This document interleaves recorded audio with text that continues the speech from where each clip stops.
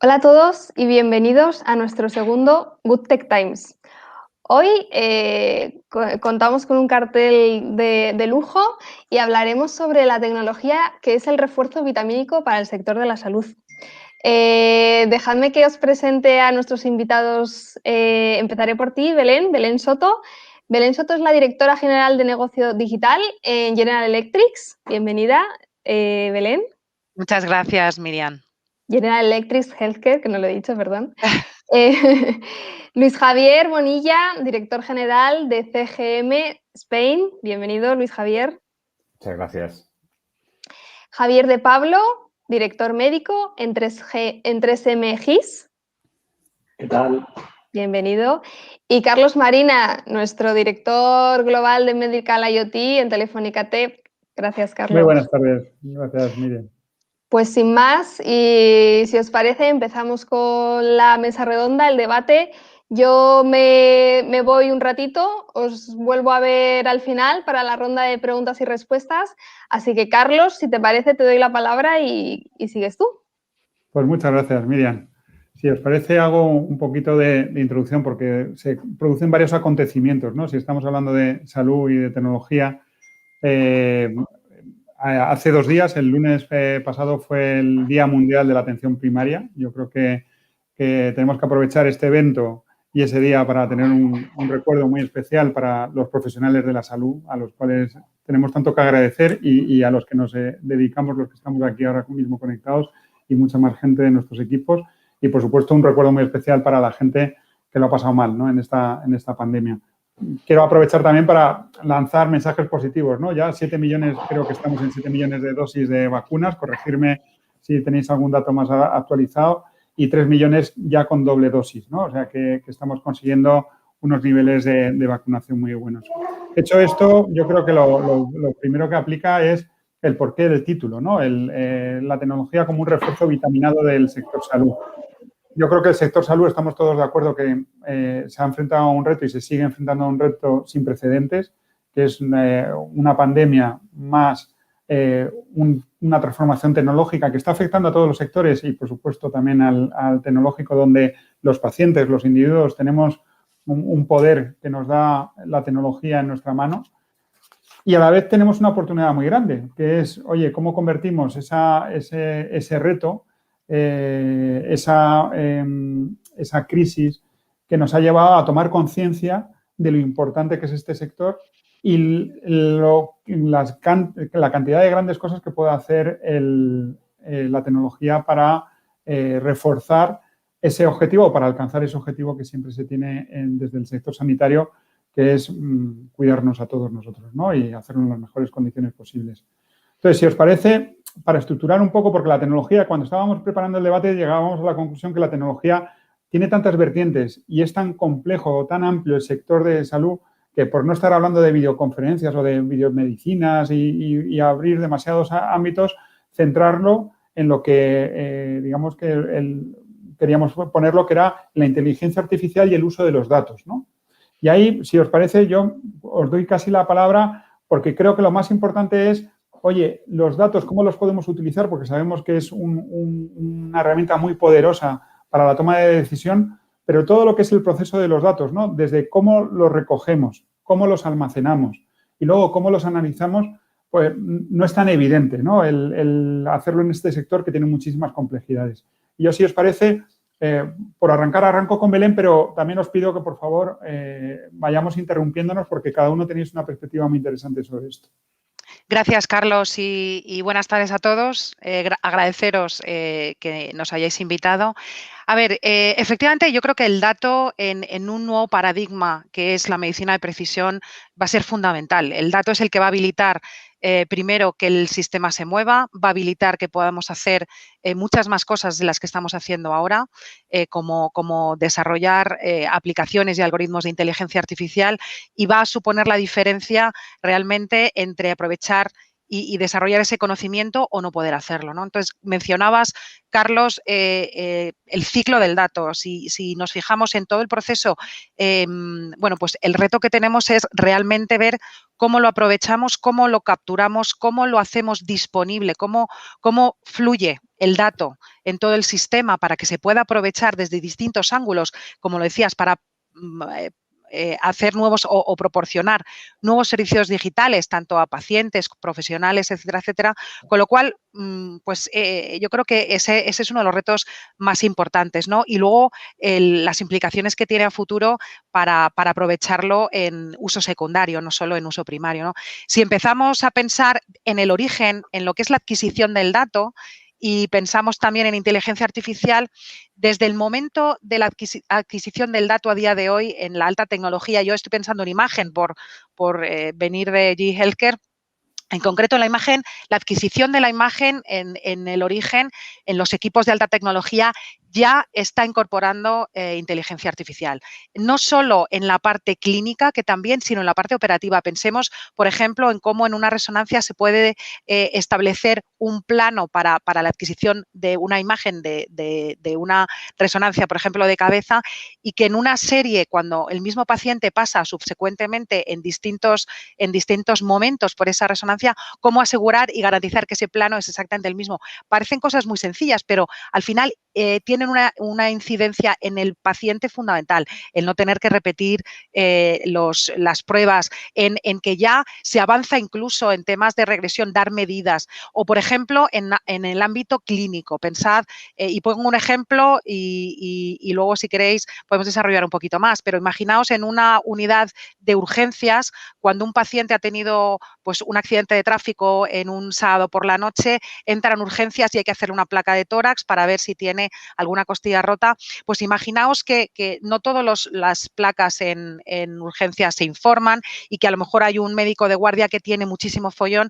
Bueno, pues puede que en esas circunstancias pues escape una condición clínica. Si en el equipo de rayos existe la posibilidad de identificar, por ejemplo, un neumotórax que se ha pinchado el pulmón, que puede colapsar y causar la muerte, si en esa tecnología somos capaces ya de aprovechar todos esos datos y dar herramientas de soporte a la decisión de esta naturaleza a los profesionales, pues imagínate el impacto, ¿no? Y eso simplemente en adquisición, pero luego en todo la generación de datos, y no quiero hablar, porque no es tanto la cantidad, luego hablaremos de la calidad y cómo los tratamos, pero pensad que se están generando 50 petabytes de datos o de peso de datos por hospital al año, es una brutalidad. El cerebro humano creo que admite 2,5. ¿Vale? Y bueno, y luego si nos vamos al CERN son 200 petas, pero no es tanto eso, sino cómo podemos aprovechar esa ingente cantidad de datos para realmente cambiar el paradigma a medicina de precisión. Para mí esa es la clave. Y has mencionado dos cosas que yo creo que nuestros otros compañeros pueden, uno es urgencias, que Javier de Pablo nos puede contar mucho, ese ciudadano que ha tenido un accidente cuando entra, cómo recogemos esa información, y lo otro, la historia clínica, que también la empresa de Luis Javier Bonilla, estáis en 22 millones, ¿no?, de historias clínicas, me parece, en España. ¿Cómo podemos hacer para tratar ese dato y devolverle la información al gestor?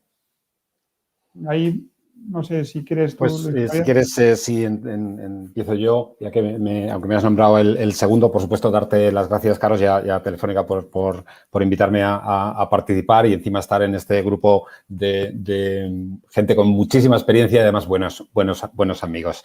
Y además, va a haber, no sé si poca discusión, vamos a coincidir en muchos de los aspectos que hemos estado comentando tú en la introducción y Belén en su parte inicial, en su exposición inicial. Sí, como comentabas, nosotros llevamos en CGM Clínica 20 años desarrollando sistemas de información para hospitales y para centros de atención primaria, en los que vamos implementando en centros sanitarios que son fundamentalmente organizaciones de gestión del conocimiento. Como comentas, sí tenemos más de 20, ahora mismo ayudamos a las organizaciones a gestionar más de 21 millones de historias clínicas, casi 22 millones de historias clínicas en nuestro sistema nacional de salud, lo cual pone a disposición de los profesionales en una enorme cantidad de datos. Digo todo esto porque, como veréis, he hablado de información, he hablado de conocimiento, he hablado de datos. dado el carácter formativo que planteábamos en este webinar, cuando yo en algunas presentaciones, en algunos másteres en los que he participado, he hecho esta pregunta, mucha gente no ha sabido responderme. La diferencia entre dato, información, conocimiento y sabiduría. No es fácil dar esa... se nos llena la boca de hablar de esto, no es fácil. Yo siempre... perdón, Javier, porque voy a usar un ejemplo súper simple. Hay muchos ejemplos en sanidad mucho más complejos de estos, pero si yo os doy el dato de 90 kilos, probablemente no os aporte gran cosa, ¿no? En cambio, si os digo un índice de masa corporal 25, pues entonces lo estoy poniendo una relación, son varios datos en los que están relacionados y además en un contexto, ¿vale? Y ya eso sí que es una información, digamos, es algo que da más valor al profesional. Importante, cuando luego desarrollemos más el ciclo del dato, tanto dato como información son fijos. Yo puedo engordar o adelgazar, pero el dato será distinto, no es que haya cambiado, ¿vale? Tengo un problema porque he perdido 2 kilos o tengo un problema porque he ganado 5, ¿no? El conocimiento es un consenso entre una comunidad o una sociedad basado en la evidencia y en la experiencia, ¿no? Entonces, hemos llegado al acuerdo de que un índice de masa corporal por encima de 25 supone un riesgo vascular.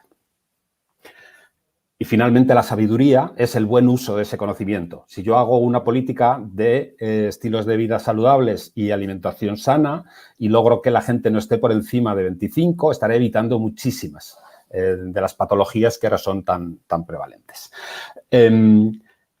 Esa es la gran dificultad que tenemos ahora. Uno de los retos es que tenemos muchísimos datos, tenemos muchísima información, pero todavía el conocimiento está en la cabeza de los profesionales.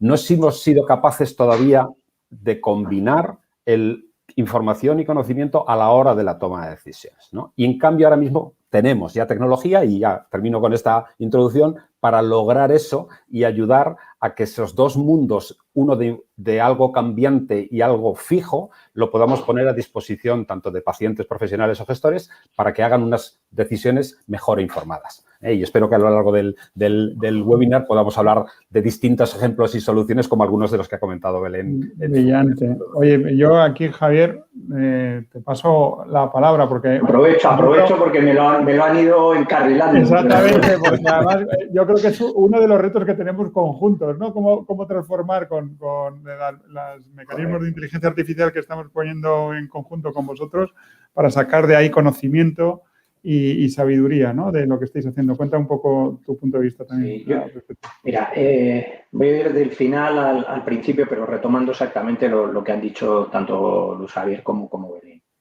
Efectivamente, al final lo que tenemos es una cantidad ingente de datos. Tenemos muchísimos datos y quizás la tecnología ahora mismo, antes usamos la tecnología para archivarlos, para tener la capacidad de almacenarlos, pero no es suficiente. Ahora queremos que esa tecnología tenga inteligencia. Hablábamos de la inteligencia artificial al principio. Si yo quiero que la tecnología tenga inteligencia, va a tener que observar una serie de patrones en esos datos y fundamentalmente, ya que son muchísimos, va a tener que limpiar. Un poco lo que explicaba Belén con la radiografía. Se hacen radiografías a todo el mundo, pero solo nos interesa que queden vistas seguro aquellas que ya muestran que tienen algo diferente, ¿no?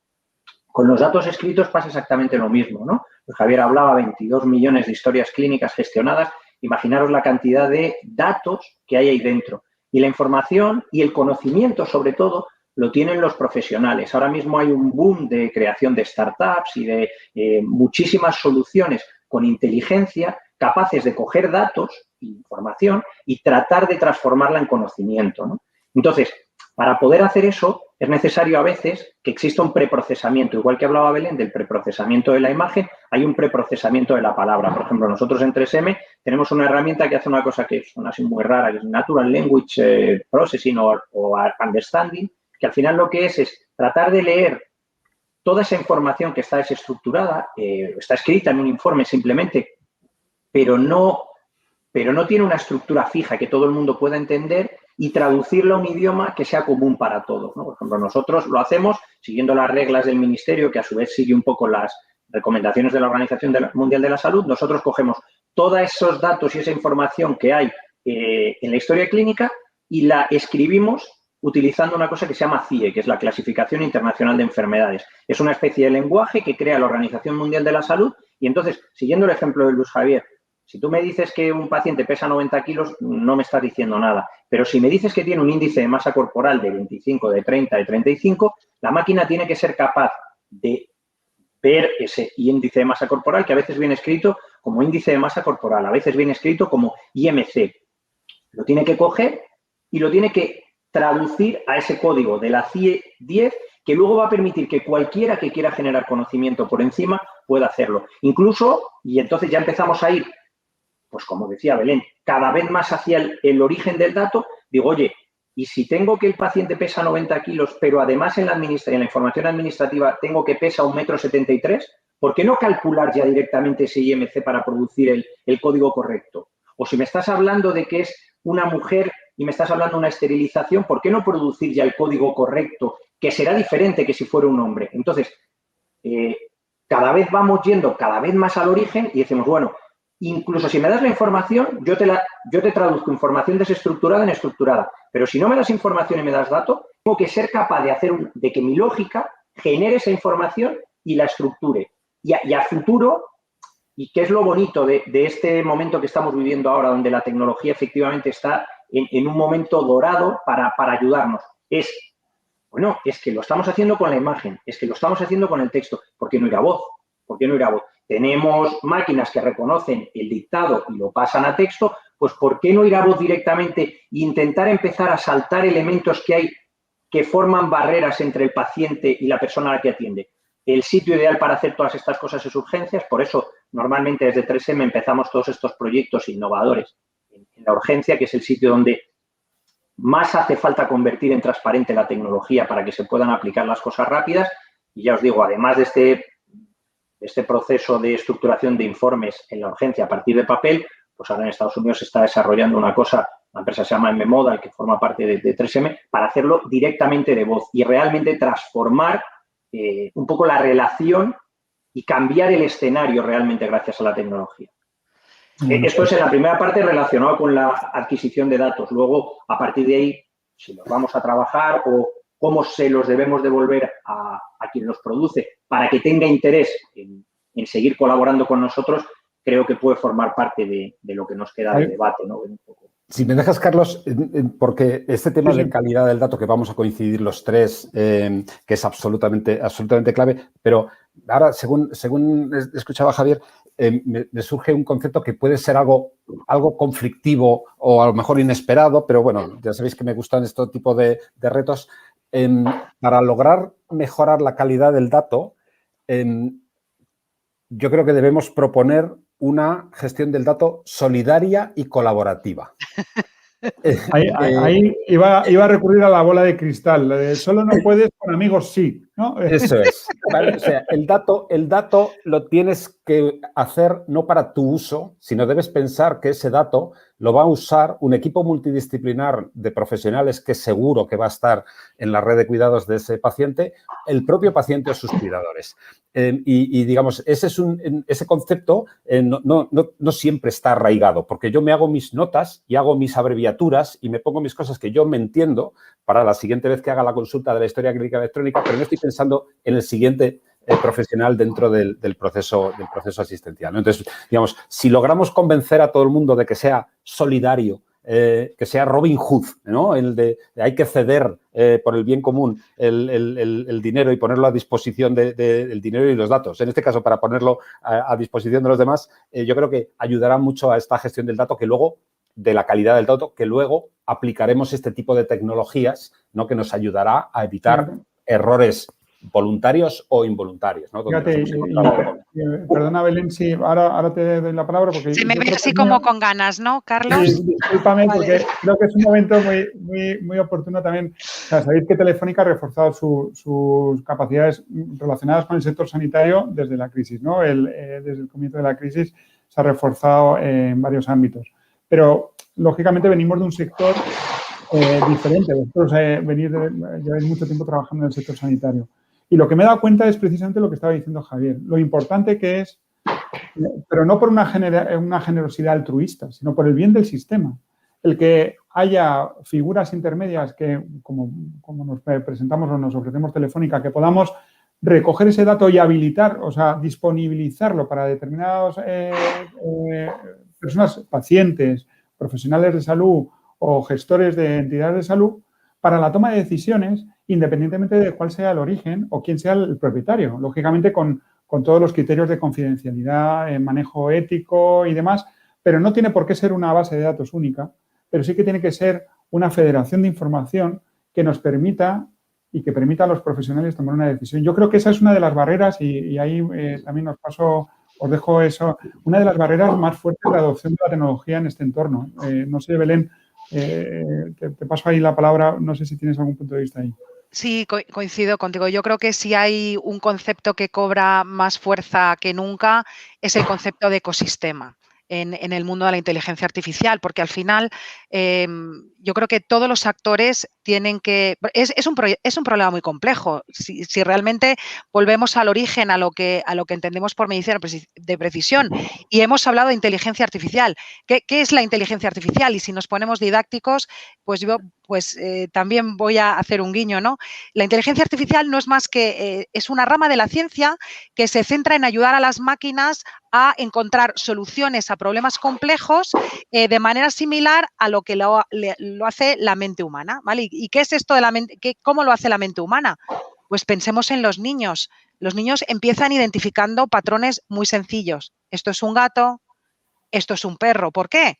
Porque están extrayendo información, están extrayendo patrones, los gatos tienen las orejitas puntiagudas y entonces empezamos a clasificar. Es así de sencillo. La importancia del dato, lo decías tú, Javier, antes y Luis Javier también, no solo es el que en el proceso de la generación del dato seamos solidarios y pongamos esa estructura, esos códigos, Javier, que mencionabas, CIE o IDC, códigos de procedimientos, códigos de enfermedades, pero también en el proceso de la preparación del dato, si pensamos que la inteligencia artificial tiene que aprender de los patrones, tenemos que cuidar no solo esa adquisición, sino el procesado. Es decir, cuando le vamos a decir a la máquina, esto está bien como a un niño y esto está mal, o aquí tienes esta condición clínica y puede ser el screening, pensar en un screening de mama o lo que sea para aplicar, ¿no? Esta imagen lo tiene, esta imagen no lo tiene. En ese proceso, todo lo que es la curación, todo lo que es la identificación de esas condiciones va a ser fundamental. Aquí yo creo que es uno de los mayores retos junto con la gobernanza del dato, que podemos hablar de eso. Creo que ahí es donde se nos plantean enormes proyectos. Entonces, en todo este problema complejo, volviendo al concepto de ecosistema, pensad, por un lado tenemos los prestadores del servicio, ¿vale? Los servicios públicos y privados, que son los que tienen los datos. Los datos son de paciente, pero están albergados en los servicios de salud. Eso es un input fundamental. Les necesitamos. Necesitamos los organismos reguladores que nos van a dar, establecer porque hay condicionantes éticos fundamentales en inteligencia artificial, ¿vale? Y tenemos muchísimos ejemplos de problemas éticos que se han sucedido. Bueno, no sé si recordáis, pues que en el 2015 me parece que en identificación de imagen Google confundió a una familia de personas de raza negra o afroamericanos con gorilas y eso fue súper sonado, saltó en las redes. Bueno, hay muchísimos ejemplos. El coche sin conductor que tuvo un atropello. Entonces, por un lado necesitamos datos, necesitamos el poder de las grandes corporaciones y de las pequeñas startups que son muy frescas y tienen un conocimiento de nicho. Necesitamos también la parte de educación, de academia, ¿vale? De investigación. Entonces, solidario, Luis Javier, sin duda. Y además es que estamos todos. Cada vez más tenemos que trabajar en conjunto porque uno solo no puede hacerlo. Entonces, de ahí los grandes proyectos de innovación, las grandes, pues cuando se hace scouting de startups. Nosotros tenemos un programa, el Edison, porque es nuestro fundador, todo le ponemos Edison, pero Edison Accelerator Program, lo que estamos buscando precisamente es aunar los distintos agentes precisamente con el objetivo de desarrollar soluciones y estamos trabajando con vosotros, con Telefónica, con Guaira en este ámbito, ¿no? Es que no se puede entender de otra manera y lo creemos firmemente. Solidario sin duda y ecosistema para mí es clave en todo esto. Aquí hay una cosa que también mencionaba Javier, que es el devolverle el dato luego al usuario, ¿no? Y lo mezclo con las startups. Aquí, digamos que tenemos unas dificultades de adopción de las tecnologías que ya existen y de los servicios que ya existen, que son determinadas, también procesos de compras y demás complejos. Luego hay la utilización de ese dato y luego hay el cómo se lo devolvemos, ¿no? La oferta de aplicaciones es increíble y además que chavales en un garaje te hacen una aplicación mucho más eficientemente que una gran corporación. ¿Qué veis? ¿Cómo podemos devolverle al usuario, al profesional y al gestor esos datos? Javier, de Pablo en este caso. ¿Cómo se te ocurre o qué cosas estáis explorando o podemos explorar ahí? Mira, lo primero, por cerrar el tema de la solidaridad, que yo creo que es fundamental para poder resolver este problema, tener claro eso, que vamos a participar todos. Si vamos a participar todos, tiene que haber un lenguaje común. Yo he hablado antes de la Clasificación Internacional de Enfermedades, que la propone la Organización Mundial de la Salud como lenguaje básico, por ejemplo, para poder intercambiar datos de salud y resolver eso que decía Luis Javier de la solidaridad. Es muy difícil que el profesional esté pensando cuando escribe en hacerlo de una forma homogénea para que todos lo podamos usar. Esa parte es muy complicada. Entonces, y en ese sentido, me ha gustado eso de Robin Hood, porque nosotros llevamos trabajando muchos años estructurando esa información y haciendo un trabajo un poco de Robin Hood, ¿no? De decir, bueno, al final lo que está es estructurado, lo estructuramos y se lo damos a otros para que generen conocimiento por encima.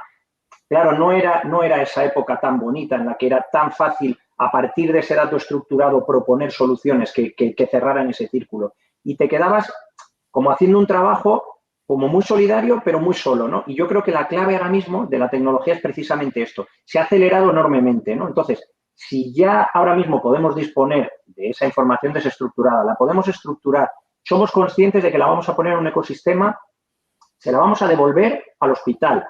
Deberíamos empezar a pensar cómo se la devolvemos al propio paciente y ahí yo creo que efectivamente colaboraciones con empresas como Telefónica, que tiene grandes infraestructuras y puede permitir el acceso de ese dato al usuario final, son muy interesantes.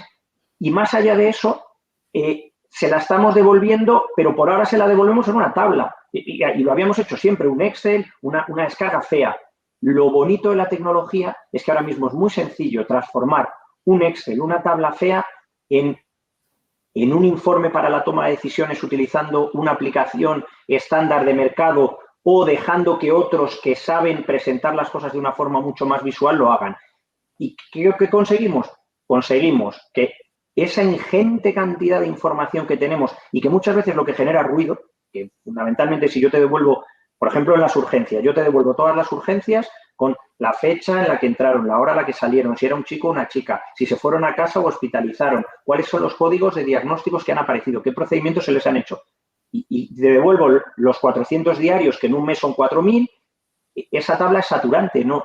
Ya deja de ser información por puro ruido. Y yo creo que ahí es donde está la clave. Mediante la tecnología, o bien lo presentamos de una forma tan bonita que hace desaparecer el ruido y se centra fundamentalmente en aquellas cosas que queremos seguir. Oye, ¿cuántos casos de COVID ha habido este mes? ¿Cuántos de esos casos de COVID se han ingresado? ¿Cómo de colapsadas han estado las urgencias? ¿Cuánto tardamos en atenderlas?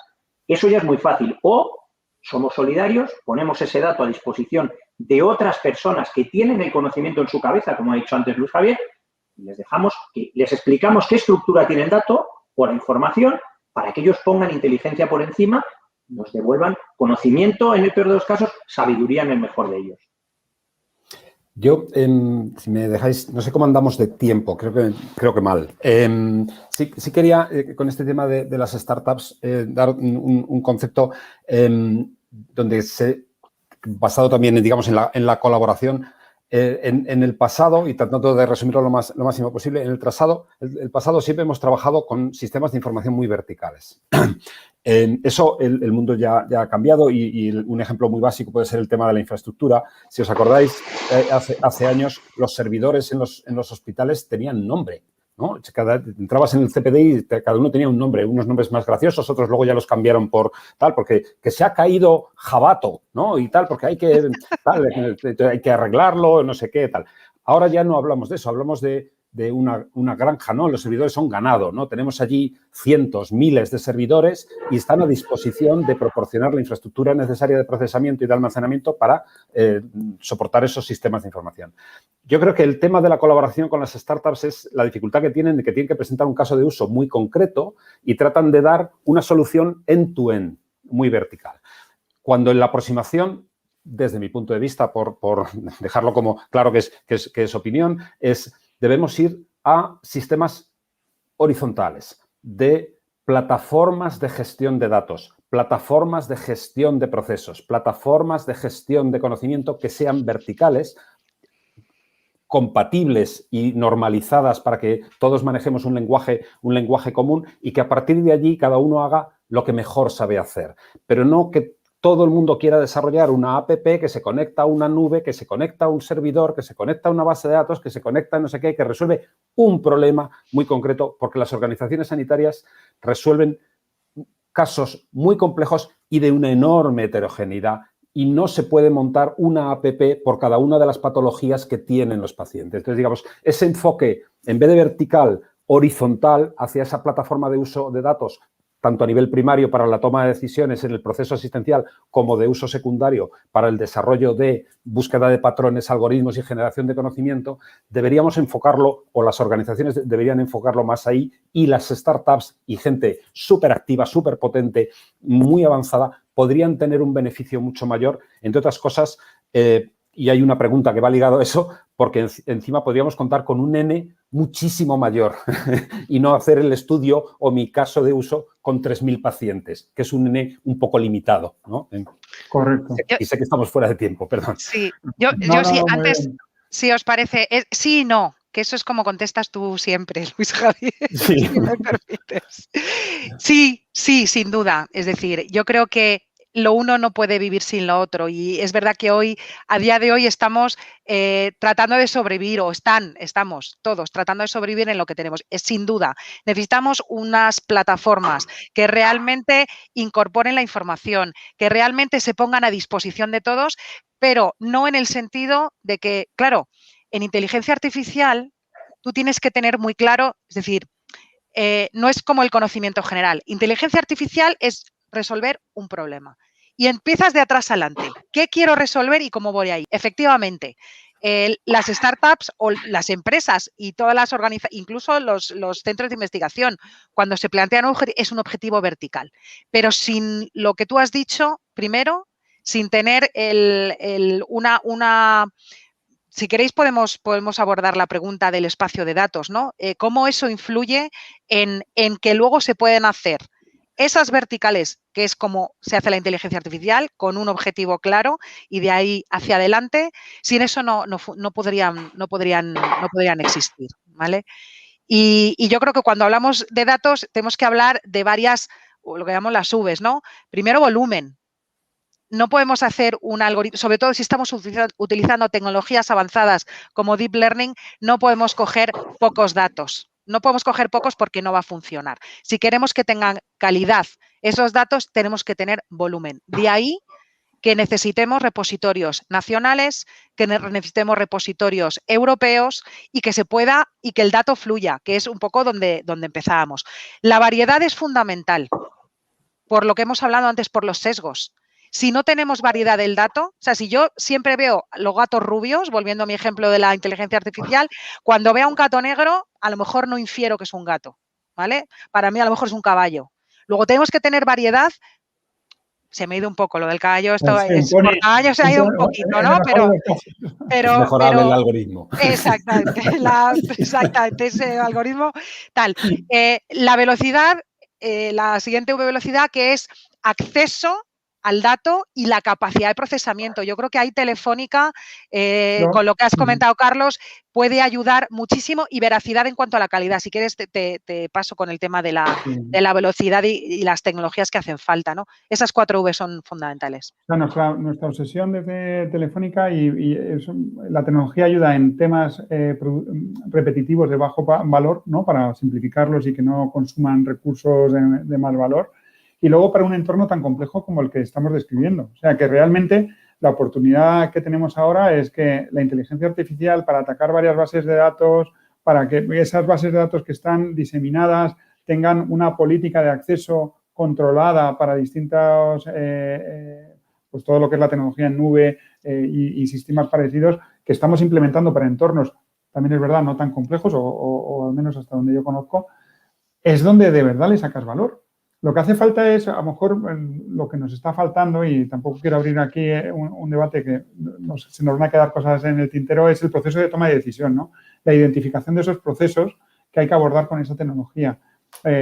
Todo el previo para implantar y ponernos de acuerdo en cuál es la solución.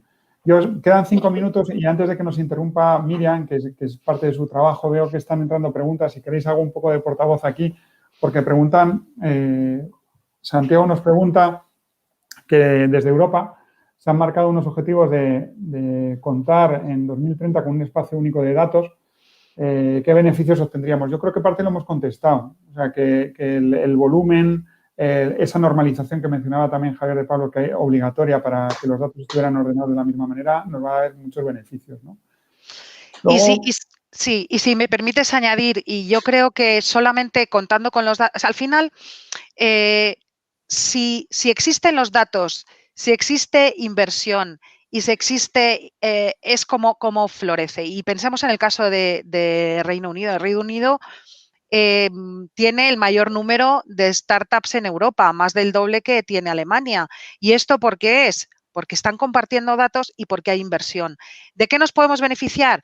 Al final, el tener esos datos va a florecer, va a permitir que la búsqueda del dato, que es muy complicada, sea mucho más sencilla. Obviamente, con todos los parabienes de protección de datos, con todos los parabienes de ética, pero si no tenemos los datos, y esa ha sido una de las luchas más difíciles que las compañías que están o que estamos desarrollando aplicaciones nos hemos encontrado, una barrera, sobre todo si quieres tener algoritmos de escala mundial, pues y es la manera de hacer que florezca teniendo ese espacio de datos, porque si no es muy complicado hacer inteligencia artificial y por ende medicina de precisión, etcétera, etcétera. Perdona, Javier, es que por no dejar ninguna pregunta en el tintero, Javier, a ver si va en línea de lo que le ibas a decir. El Instituto de Ingeniería de Conocimiento que se ha conectado nos dice los datos valen si les das valor o si les sacas valor. Valor ponía con V mayúscula. Y por otro lado, Noelia nos dice qué enfoque consideráis que se va a usar más o tiene más sentido utilizar la inteligencia artificial. ¿En qué entorno? Procesos asistenciales, diagnóstico, clínico, identificación de patologías. Yo, si me permitís... Javier. No, dale. No, que yo hablo mucho, dale tú.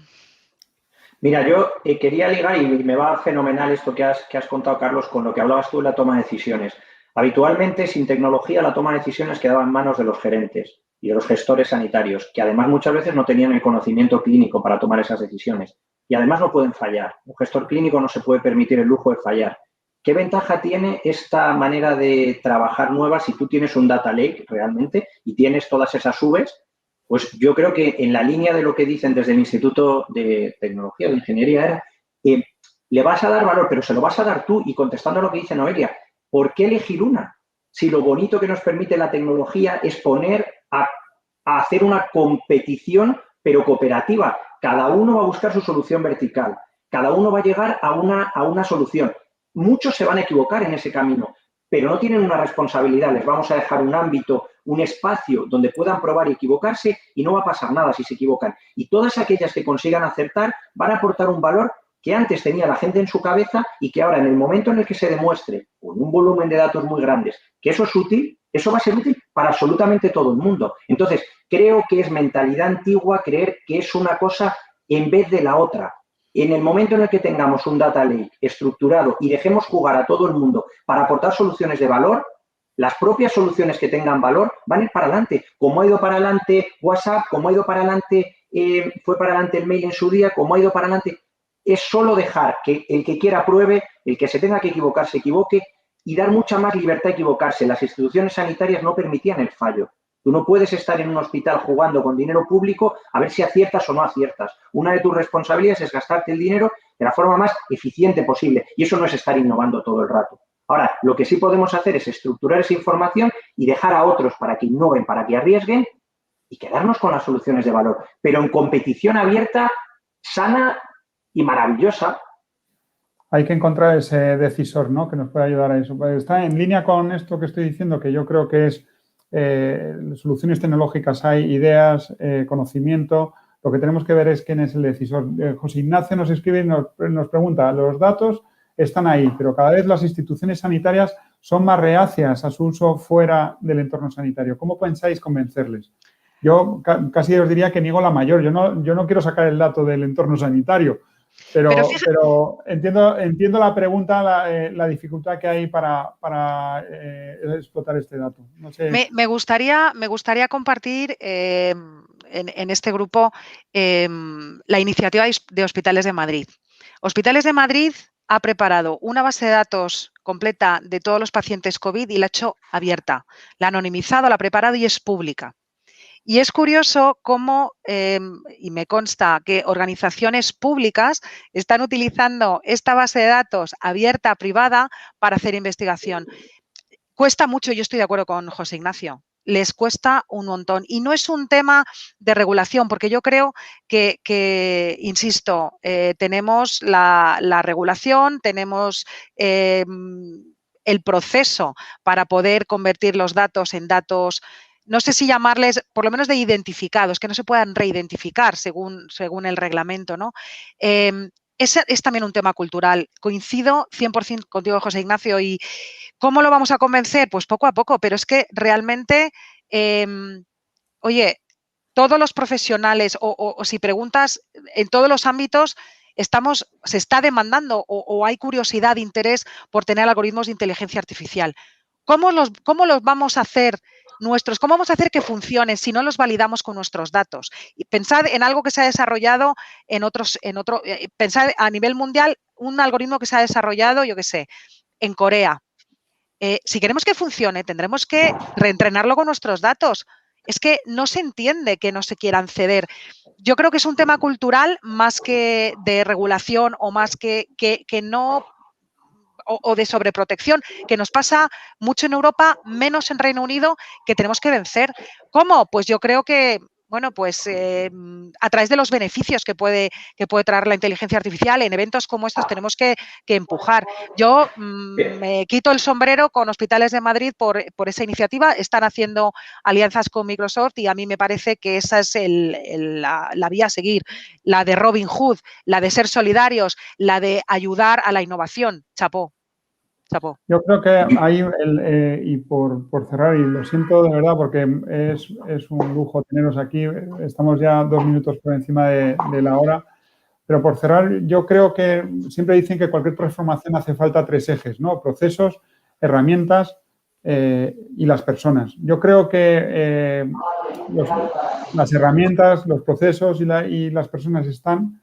Tenemos que ver cómo desenfocamos a ese objetivo común, ¿no? Hay conocimiento más que de sobra en el sector y esta pequeña charla yo creo que lo ha demostrado. Y yo creo que le paso la palabra a Miriam por simplemente agradeceros el tiempo y a ver si hay más demanda, pues tendremos que buscar otro hueco, porque de luego se nos ha quedado un montón de cosas en el tintero, Miriam. Ya ves, la verdad es que ha sido súper interesante, se me ha hecho súper corto, pero eso significa que lo que habéis contado crea debate y ha sido la verdad un lujo poder contar con vosotros, con los 4 además.